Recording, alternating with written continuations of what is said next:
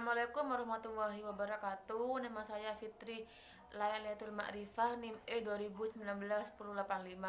Di sini saya akan menanggapi video dari Bapak Abdul Wadud Nafis LC MEI tentang perekonomian tertutup dengan kebijakan pemerintah atau ekonomi tiga sektor.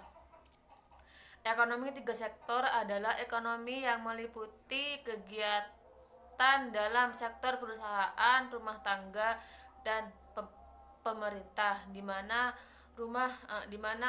perusahaan sebagai produsen, rumah tangga sebagai konsumen, dan pemerintah sebagai konsumen dan juga pemungut pajak atau juga pemberi subsidi kepada rumah perusahaan atau rumah tangga.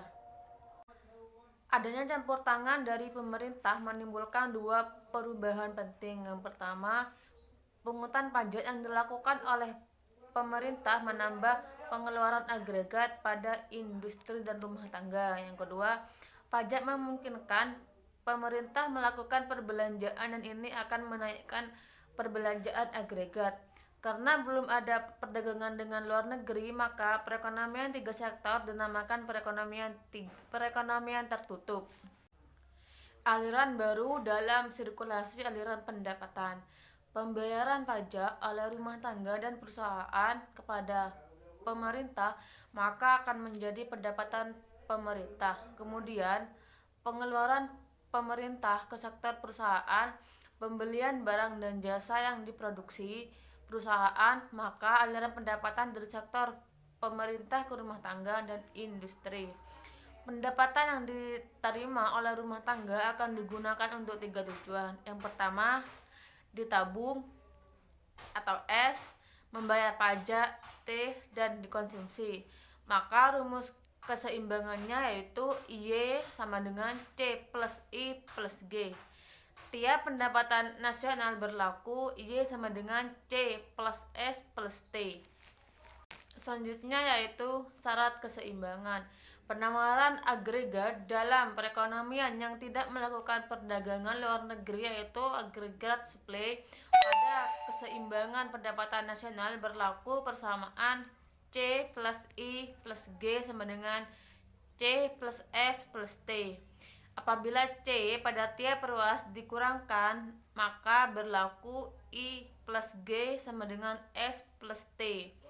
I plus G adalah suntikan, S plus T adalah bocoran. Selanjutnya yaitu pajak langsung dan tidak langsung.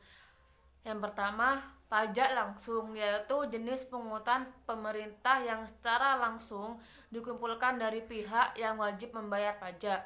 Yang kedua, pajak tidak langsung yaitu pajak yang bebannya dapat dipindahkan kepada orang lain. Bentuk-bentuk pajak pendapatan. Yang pertama, pajak regresif, pajak yang turun ketika pendapatan naik. Yang kedua, pajak proporsional, pajak tetap untuk berapapun tingkat pendapatan. Yang ketiga, pajak progresif, yaitu pajak naik ketika pendapatan naik. Efek pajak terhadap konsumsi dan tabungan. Pajak akan menurunkan YD atau pendapatan disposable sejumlah T sehingga YD atau pendapatan disposable sama dengan Y dikurangi T. Karena YD turun atau pendapatan turun, maka konsumsi C dan tabungan S juga akan turun. Sekian dari saya, kurang lebihnya mohon maaf. Assalamualaikum warahmatullahi wabarakatuh.